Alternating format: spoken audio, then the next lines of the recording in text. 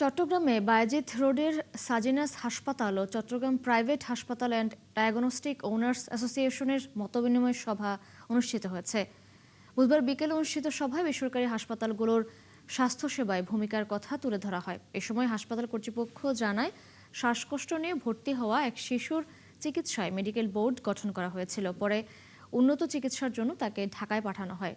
শিশুটির মৃত্যুর ঘটনায় সিভিল সার্জনের তদন্ত কমিটি কাজ করছে। প্রকৃত তথ্য তদন্তের মাধ্যমে সামনে আসবে বলে আশা প্রকাশ করেন সংশ্লিষ্টরা।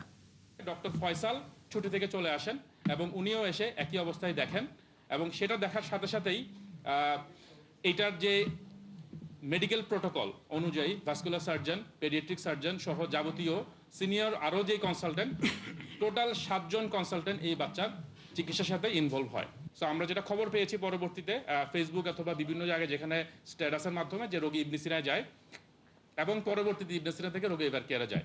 সো ইবনে সিনা এবং এভার কেয়ারে আসলে কি চিকিৎসা চলমান ছিল সেই ব্যাপারে আসলে আমরা অফিসিয়াল কোনো ডাটা আমাদের কাছে নেই।